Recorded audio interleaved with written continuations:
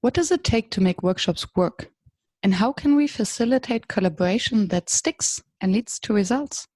My name is Miriam Hatness, and with the Workshops Work podcast, I'm on the mission to find the magic ingredients that make workshops work. Today with me on the show is Laure Cohen, and we talk about AI, Appreciative Inquiry. So lean back and enjoy the show. And by the way, if you don't have pen and paper at hand to take your own notes, no worries. Enjoy the show and then visit workshops.work to download my free one-page summary. Enjoy.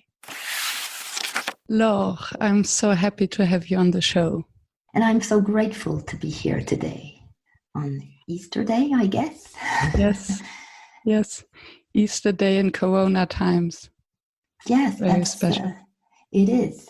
I was thinking about the timing, as we said, and I think that talking about appreciative inquiry in the context of what is going on, the COVID-19, makes it, I guess, a privilege to be here today with you and kind of bring maybe a mindset and a philosophy, an approach that, who knows, we could all have a good use of. Yeah, totally. And maybe before we dive into the topic and you explaining what appreciative inquiry actually is, maybe you can give us a little bit of background of yourself and your history. When did you start calling yourself a facilitator? I think my first sense of coming out as a facilitator Love that. was when I attended and participated in a workshop called Lego Serious Play. And in the Lego Serious Play, it was really turning around our mind and our thinking around what is a workshop, what is learning. And suddenly you were told that your hands were doing the thinking, not your mind. And you were constructing like a kid, Legos, and then using metaphors to explain your ideas around conflict management and collaboration. And when I came out of that meeting, I could never go back to a conference, to a workshop, to any training without thinking with all my senses. And that's when I think I had this urge and this calling to call myself a facilitator because I didn't want to do anything else after that. Yeah. So what does facilitation mean to you then? Yeah, facilitation really means collaboratively coming to experiencing something that allows us, and I include myself as the facilitator, to grow, to change, to discover. And it always closes the loop to engage in whatever step we need to take to sustain what happened during the experience. Yeah. And you said that this first Lego Serious Play experience changed your view on what a workshop was. So what was your concept of a workshop before and what was it after, and maybe it even changed now? I think that before I really understood it as being in the facilitator's hand to succeed. So he had the main responsibility for the success. And after the Lego Serious Play, because it is so encompassing and working without a safety net as to what is happening in the moment, that I realize that there's a leader in every chair, as we say in the circle way. So we were all responsible to make it useful for us, valuable for us, and then actionable. And it wasn't only the facilitator. Actually, he was almost, or she was almost someone through which things were happening. But it was just a channel. As you say in yoga, almost, you know, the teacher is up there and the person is only a channel to release things that are happening. And so I realized that I was absolutely not the main character in the play. I was really just a channel. You mentioned from your experience with Lego Serious Play that you realized that you're thinking through your hands and less through the mind.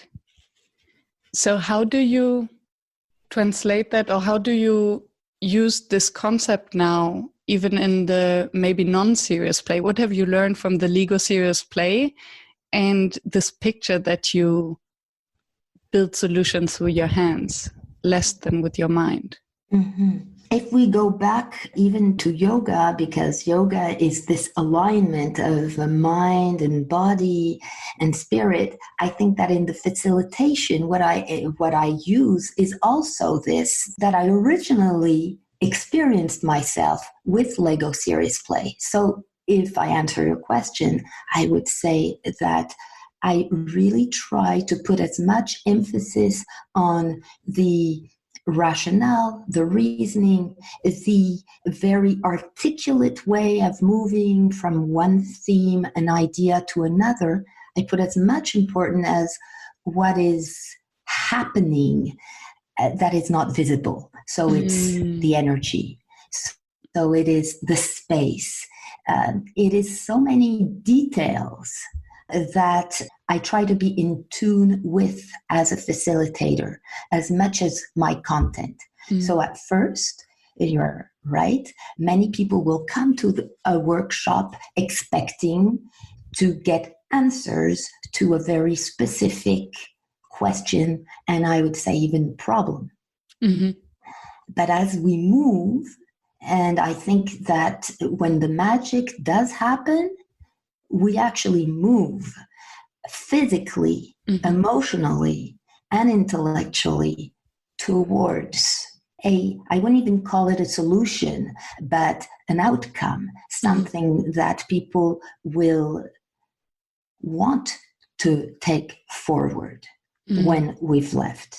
So the Lego Serious Play, because it has this importance on the touch, therefore the manipulation of something that is very concrete, and then putting it into more an abstract world really helped me design the facilitation and the workshop afterwards. I think it was an excellent starting point to make sure that everything that's not visible is taken care of. That's how I see the link between the two. And was this then the step you took towards appreciative inquiry? Yeah, I'm so happy you're asking the question, because when I finally came about 3 years ago to an appreciative inquiry workshop and then training, it was an aha moment, because suddenly it encompasses everything that I had learned, believed, experienced in. So Lego Serious Play is a beautiful approach. However, within appreciative inquiry, I can use the Lego Serious Play. It is one element of it. For example, there is a design phase in the appreciative inquiry where we will actually build a prototype of the solution we came up with. So Legos are wonderful to do that in a group. So I felt that it was a much more in-depth approach. So how would you define appreciative inquiry for someone who has never heard about that before? So what I like to say is that the abbreviation of Appreciative Inquiry is AI. Mm-hmm. So if you thought it was artificial intelligence, it's you're pretty much the opposite. That's the wrong exit. So if you Google it, you'll have millions of results because it has AI, artificial intelligence, and sometimes it has appreciative inquiry in it. So what's truly interesting in those two words is the appreciative and the inquiry. Mm-hmm. And let me just start with inquiry, the I, because it's kind of the real foundational of workshops, asking questions, mm-hmm. powerful questions, discovering, not having the answers. And so inquiry is really all about those beautiful questions that you come up with, improvising them, but also preparing them. And we'll go through the process as mm-hmm. to why it's so important. And so the word is inquire because it's really coming out of a curiosity mindset. Whereas the appreciative, the A, is what we look at from a standpoint of, if you look at in the dictionary, and I think you're an economist, so you will mm-hmm. know, it's growing in value. Mm-hmm. It's appreciation, not only from a standpoint of positive and appreciating what you're saying, but also from the standpoint of what will grow in value. Mm-hmm. So when you look at it from that standpoint, appreciative inquiry, you're asking questions that will actually help people to grow or make things grow in their environment because they will find the value of something. And so it really comes from a mindset of growth mindset mm-hmm. because of the word appreciative. And would then, and maybe you answered this question when you guide us through the process, but would the tool of AI be different than in the facilitation practice than, for instance, in a coaching practice?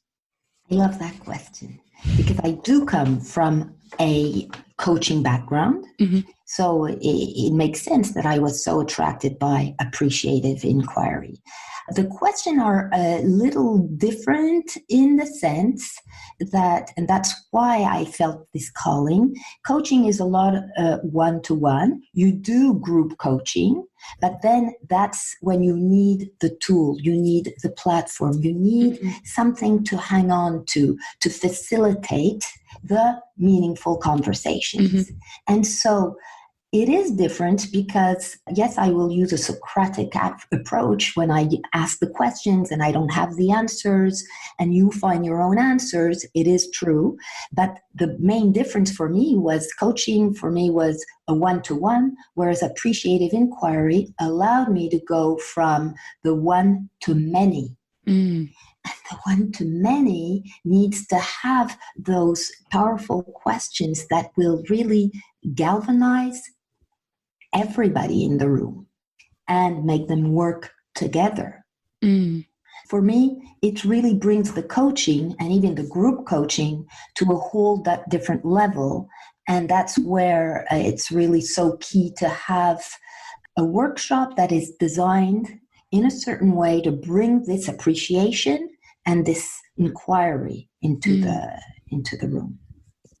And before I get on the questions, and I'm so curious to hear about some of your favorite questions, maybe you can explain a little bit what is the process of AI that you would use, because you said that you're using it as a format to design your workshops and group collaboration.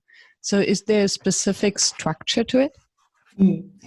There is definitely a specific structure, and that's where, as facilitators, we kind of are happy to be able to use an approach that's been built for the past, I guess, and researched upon for the past 20 years by a group of people. The co-founder of, the co-founder of this approach is called, his name is David Cooper-Ryder. You will see that they have a lot of thought leaders and disciplines that came to, I guess, enrich the appreciative inquiry. So you have the positive psychology, you have PNL, you have design thinking, and so many different, the strength finder approach, for example, as well. So many disciplines are underpinning this approach. And what the AI appreciative inquiry process allows you is to put all of these disciplines in a way that you can use them in a flow. It comes as a flow. So let me go through the flows. Before I even go there, I'd just like to take a few minutes to maybe put it in context. Yes, because underpinning this AI approach are what we call the 5 principles. And if I take a few minutes to explain those 5 principles, I think it will set a light as to why we're doing it this way. Why is the process that way? So the first principle is called the constructionist principle. And it comes from social constructionism, where we say that conversations are important, that it's through the conversations that the reality that we see within each other comes up. And therefore, when you hear words create worlds, that's through conversations, because a word you say will allow me to build on it, or maybe I won't take that word the same in the way you thought it should be interpreted. So conversations and the constructionist principle is the first one. Then you have and that's a mouthful to say in English, I'll try my best to say it, simultaneity. Okay, this is a word to say that as you ask a question, at the moment you ask the question, well, you're changing something in the conversation. So your question is never neutral. And if you ask it in a positive way, it will have a different outcome than if you ask that same question using another word or another way of saying it. So asking question is not neutral, and simultaneously as you ask the question, there's a change. So that's the second principle. The third principle, the poetic, I love that one because it brings in the art of facilitating. It's an art, it's a science. And why the poetic principle? Because we're saying an organization is like a book, is like a poem. What you focus on will bring what you put your attention will grow. So if you have a poem and you have words that you particularly are drawn upon, well, you will bring this poetic with you in the future. Same thing with an organization. If you put your attention into something, then this becomes your reality much more than. I have a question. Yes, you can see it from my mimic. Yeah. Because I was wondering, what is the difference then between a book or novel and a poem? So why is it poetic and not novelistic? How would you call it? Because I think it's kind of maybe more inspiring in a way. When you say this poem, you have this the novel, and it really doesn't have I don't have a philosophical answer to that. They called it the poetic principle. Cooper-Ryder called it the poetic principle, maybe because it's a little shorter a poem also, so you can read poems. Or maybe because a poem is free from many rules. So a poem you can break with grammatic rules. You can you can invent words. And it's more maybe about the flow and about the music that you create through the words than with the literal meaning of each word. So maybe because the poem is deeper and more free in terms of structure. But I'm just thinking out loud. And your thinking is adding great value to the conversation. Absolutely true. It's more abstract very often, the poem. So it's subject to interpretation. So it's not literal. True. And so interpretation. In that way, calling it the poetic principle brings it just a level up in the understanding that the organization is complex, is sometimes subject to interpretation, like a poem. And maybe they created their own rules that don't follow anything that is said or known outside. And I love what you said about poems, like you're inventing as well structures, and you're putting words in a different order and so on. So it has all that in that poetic principle. It's true.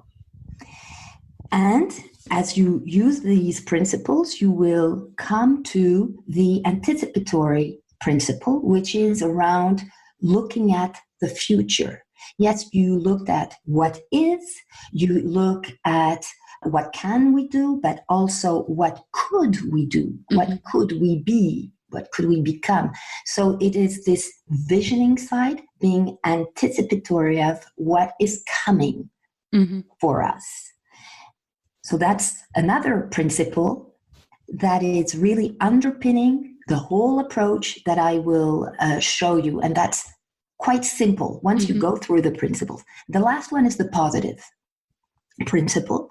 And the positive principle kind of encompasses everything because it puts the context to everything you do. The questions you will ask, the way you will facilitate, the way you handle objections, everything is in a context of, it doesn't mean that it's all rosy. Positive, don't get me wrong, does not say that the appreciative inquiry is an approach that can only be used for situations which are rosy and merry. Quite the opposite.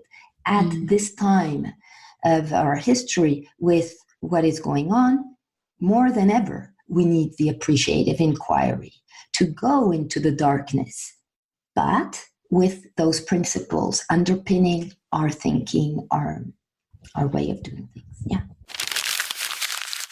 Do you ever feel you're tired of the trip from home to the home office?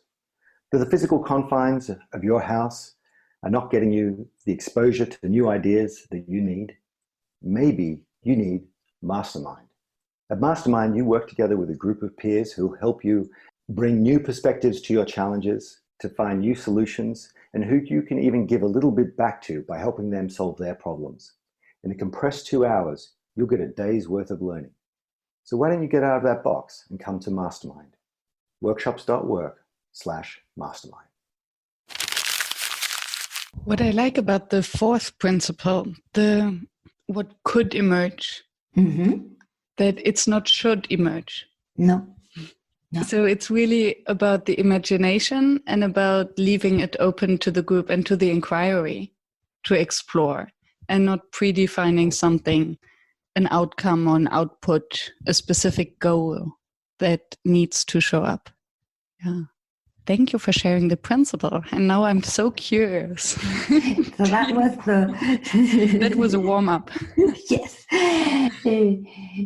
That was my intention, to actually put you in a mood to want to know. So how do we put all those principles together? And what is amazing is that it is so simple.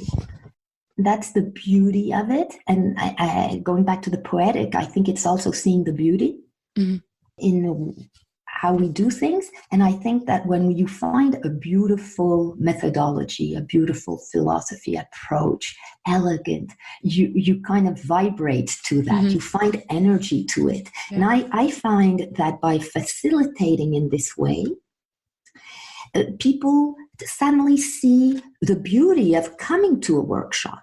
Like it takes a lot of energy to come to these meetings. One more meeting, what am I going to learn exactly that I don't know? And I'm going to rehash everything that we know. So coming with this approach, it kind of builds a surprise for people. And so it's called the 4D model. So that's easy. And so as you might expect, there are 4 Ds. The first one is the discovery. The second, the dream. The third, the design. And the fourth, they call it destiny. And sometimes if you want to be more hands-on, you'll call it delivery. Because it's really going into what are the next steps.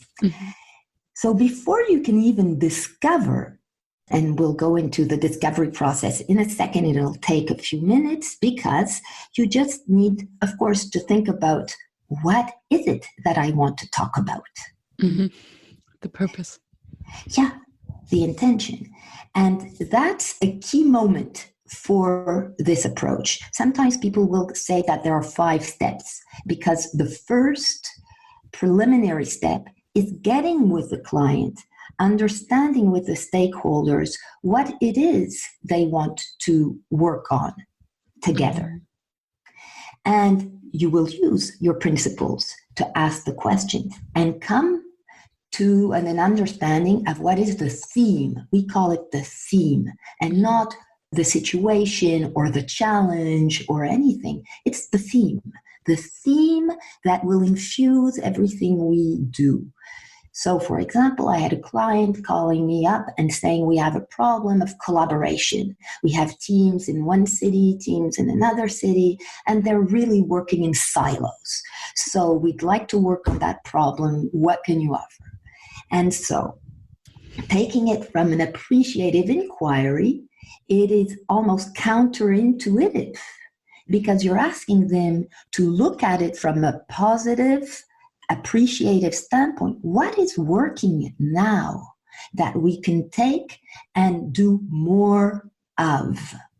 And in the process of the discussion, you will go from what is the problem, because believe me, people are very good at looking at what's not working, and they have and inventing problems. And and getting all hyped up on it. So you take that, you listen to that, but then you build up in such a way that you reframe it into an affirmative sentence that is the theme of our workshop.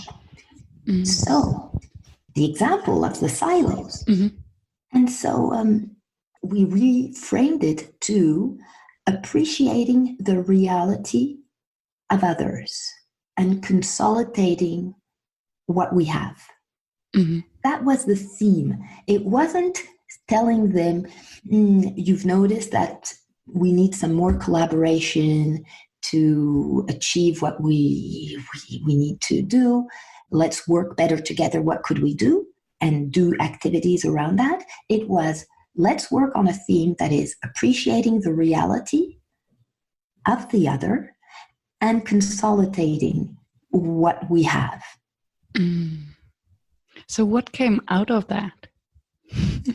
So the first few hours is based upon the constructionist principle. We're discovering each other. And that's where we put people in pairs. We call that improbable pairs. People who may not have worked together or really talked much together in the past, although they're in the same company, and they interview each other for 20 minutes. Just listening and writing down the answers and then switching roles. So that in the action is experimenting around asking open-ended questions, powerful questions, and positive questions, and listening. So would you give them guidelines or something? Yeah. Okay. So they're actually called guidelines. Okay. So you do build in advance a questionnaire, and sometimes it's only 3 questions. what brought you to the company? When you go back to that moment, how did you feel coming into the company? How were you at that moment? And so the people discuss about why they took that job. What was, give me a moment where you felt you had such a good time working with one another, with a team. And then if you had a magic wand, what would be the 3 wishes you'd have to bring that further in the future? And those are only questions that they have to discuss. And suddenly they discover, that's why it's called a discovery, that other people have about the same purpose, desire, will to make it work, because they have emotions too as to what they would like to happen. And just having them work 2 by 2s and then putting them again together to debrief as groups of 4, and then doing a forum where we put them all in the same room and put out the conditions of success to the question, to the theme. There you go. You almost have all the ingredients to then dream about what could we do now that we know that our history shows that we know how to do it. How could we do more of it now? So then you go in the dream. And in the dream, you take the nuggets, the golden nuggets that came out of the interviews, and you push them further. You really go into more provocative thinking as to what could our future be. And again, in little groups, and then putting them back together. That's where you can actually use a lot of poetry. So we do, if you had a poem, how would you write it? Storytelling. I had some people go out in the street and do a video about the dream team and company working together. So creativity is high, is encouraged into embodying what is our dream. And people laugh. And that's so important because people come back with crazy dreams. Because they feel the safety through the commonality that you build in the interview. Yeah. There you go. Yeah. So the whole, I guess, the trust that you build during the discovery and even during the theme before the preparation just blossoms in the course of the day because and so then the design just falls as naturally, okay, let's design it now. Yeah, and what can we take from the past, from our past self when we were still motivated and full of dreams and visions for this new job, for the future? When you say that a lot of it already happens in the preparation phase, would you include the participants in this preparation phase or only the workshop host? It's up to the facilitator and the client. I usually ask, could we kind of create a little committee of volunteers, always volunteers, who would be willing to work together and come up with the theme. And so I make them work together. It takes maybe 2 hours with these people to come up with a theme that they think really reflects what other people want to work on. So then they kind of already have a commitment, an engagement to making it work with, it's really co-creating and almost, I would say, co-facilitating. Nice. And then comes the destiny, right? Yeah. After the dream comes the destiny? Or is there a harvest? Design, there's the design. Yeah. I have the dream. Harvest, yeah. Then I have to come, right. I have to come to reality and say, okay, what will it look like exactly? And that's where we use the design thinking, prototyping. What is the smallest step that we can put in place so that we start creating our future. Mm-hmm. That's where I use the Legos very often. I have actually lots of props that they can use to build it. It's really a building. So again, put in teams. People are in movement. People are experiencing and doing whatever it takes for them to share their design on the provocative dream proposal they came up with. So in essence, if you have a group of 20 or 30, you have at least 5 or 6 provocative proposals people have been working on. Mm-hmm. So you don't come out with just one thing to do. You have 5 teams of people engaged to design something that can actually be put in action. And since they designed it, they are more likely to implement it, to put effort in it, and to follow up and to convince their colleagues to also follow the ideas. The IKEA effect. We love what we build. Yes. Right on. Yeah. And because it is so lively, it's not just flip charts and words. It's prototypes, it's colors, it's sometimes songs. Some people come up and sing their new dream and the steps. Imagine you have all those artifacts. So that leads me into design. Then you have all those artifacts available to everybody to sustain the momentum and continue working on it.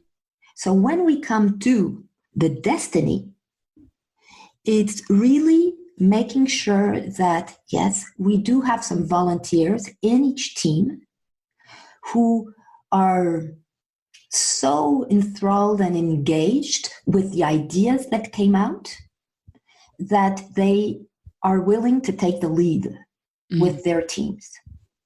And these teams continue working on their own. And the cycle starts again. The discovery, because again, they'll have to exchange, discuss. Yeah. So that's how we do it. And so at the end of the day, you notice that you can do this type of approach with a small group, but also a large group. Cooper Ryder is very well known for doing this with the United Nations, for example. And they had full, like a summit of hundreds of people. And again, putting them together, sharing, it creates this synergy of discussions. Yeah. What is your favorite question? What is the most powerful question that you like to ask that would kind of get even if it's a toxic team or a toxic culture? In the mood and mindset of appreciative inquiry, a question that I've been asking a lot is yes and. Love it. Simple, powerful. People just stop in their tracks. It's I know it's an improv question as well, and it's just that we are so stuck into our way of thinking yes, but that using this appreciative question, yes, and. Words make worlds. Absolutely. Yes, and creates new worlds. Right. Yeah. So I love that one. And of course, the start, stop, continue is another way to look into the destiny. But again, instead of saying start, stop, continue, we could reword it as start, and instead of stop, what would you let go of? And continue, what would you do more of? Yeah. And so it's, And for the preparation, to come back to this stage where you talk to the client and they tell you, okay, we have this silo problem, for instance. In our organization, everyone works in their silos and we need more collaboration. What would be a question that you ask them to identify where the real problem is, to come up with a theme? So I like to use kind of an elevator type of questioning. I would say, for example, so people are working, first level, people are working in silos. That's the level where you are. If you bring it up one more level, if people are not working in silos, how do you envision something else? What would it be? I don't know. People are talking together. People are talking. Okay. And if we elevate it even one step up, what would happen? So people are working in silos. People are talking to each other. Fine. What would be kind of something acceptable for you? Zero. People are collaborating. They're exchanging information. They're collaborating. That would be good enough for me. Okay. So let's bring it up even more. What's another level of value for you? Is there something more than collaborating? And so they think, yeah, there could be. What if people are working in silo, people are discussing with each other, people are collaborating? A level up would be, I don't know, something like, as I said, I see the reality of the other one. I can see empathizing. Yeah. Yes. How interesting. Wouldn't that be the future you want to work on instead of the -2 level, which was we work in silos? So I've grown their garden in a way that I came from the seed, which was only, we work in silos, to, I can see the reality of the other. I feel empathy. And now the collaboration is going to take another level of understanding. So that's the discussion we have with lots of silence between the questions, because of course it's not very natural to think in that way. Yeah. According to you, what makes a workshop fail? So according to you, Miriam, is that an appreciative question? It's not. It's not, but it's one of my general questions. I know. And it's funny that you're pointing this out, because it actually went through my mind. I was like, okay, it's getting to a point where I at least need to ask the question, how can I transform it into an appreciative way? And then I thought, no, that's my standard question. I'm curious to hear how you reply to it. Yeah. No, it was just funny because I thought fail. It's like, how do I look at failure in a way that can be appreciative, actually? Because, so even if I failed, and for me, failing is if voices were not heard within the group. And especially in the times we are in today, you realize that some voices come out loud and clear and talking, and there are some voices that are not heard, and that's where we're going to be caught up with the problems later on. So for me, workshops do not work when I suddenly realize that not everybody was heard. Maybe they didn't feel heard, which is even worse, but we didn't hear them. Yeah. And again, this approach is kind of a safety net because we work in smaller groups, bigger groups. So usually everybody gets a say at one point. So for me, a workshop does not work when all the voices are not heard. That's for sure. I think I had put other things in there. What else could I say? You don't need to say more. I think you're happy with that? I'm totally happy with that. There are so many reasons why a workshop could fail, for sure. And sometimes just one is enough. How would you ask the question in an AI way? As you said, what makes workshop work? As you position yourself, by the way. I think and it's funny. I had yes. I recently had a conversation, and I enjoy doing pre-mortems, which is definitely not appreciative. And I got a similar reaction when I said, okay, what needs to happen for you to finish the meeting and thinking what a waste of time? Oh no, why don't we think what kind of outcomes we want to have after the meeting? And still I see value in imagining the worst case and then seeing what we can do in order to avoid that, just as an intellectual exercise, although it's not appreciative. True. And I think what I said, as soon as you even ask the question, again, simultaneity principle, you ask the question, it changes. Mm-hmm. What it changes in me is the energy level. Mm-hmm. If you ask me what make workshops fail, I get into an energy that is very different from the one of what makes workshop work. Yeah. If you tell me what makes work, I see the possibilities. Mm-hmm. If you tell me what fails, then I immediately get into an intellectual mode, which is deficit-based. This could go wrong, this could go wrong. So I totally agree that if you're launching a rocket, the moon, you better go into those types of reasoning. What could fail? I hope they do that. But in our work, do we need to? It's the question. I'm asking the question. I don't have an answer, but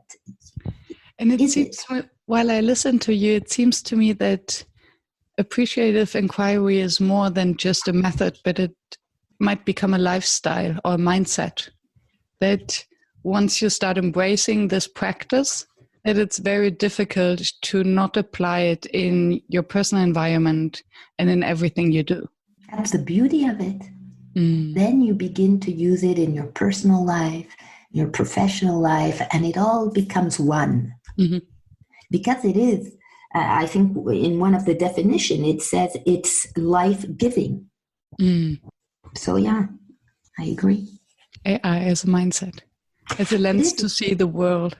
It is, and that's, I think, what will help facilitators, because I think many of us use AI without knowing they're using it.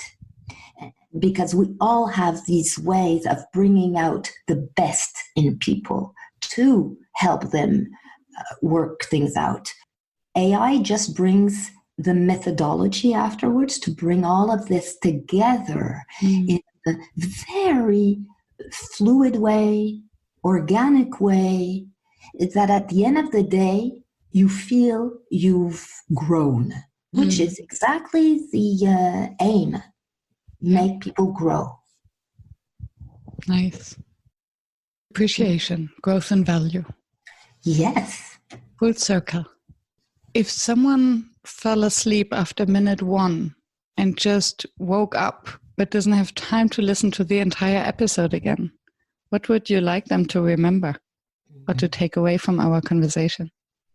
The importance of humanity, I would say, and bringing that in our way of facilitating without ignoring the results that we need to move on. So always have this connection of appreciation and action. And that's what's appreciative inquiry about. Moving in appreciation to grow. Beautiful. Thank you, Laure, for sharing. Thank you so much for having me on your beautiful show. And also, I really am very grateful that it is a way to have this approach better known. So really, if only one person said, oh, I'm going to try to find out more about it and use it, you don't need to use everything, but just one G, and you're already opening something. Yes. And I'm sure there will be more than one in the audience. And you already won one. I'm so happy. I will try it, definitely. I'm so happy. Thank you. And you see, it's not wizard science at all. That's why it's so interesting as well. Thank you for staying tuned and listening to the show. I appreciate your attention as I know how busy you are. If you enjoyed it, please subscribe and engage by sharing your comments and thoughts, and visit workshops.work to download the one-page summary. I'm looking forward to seeing you back at the next episode, and I wish you a fruitful day.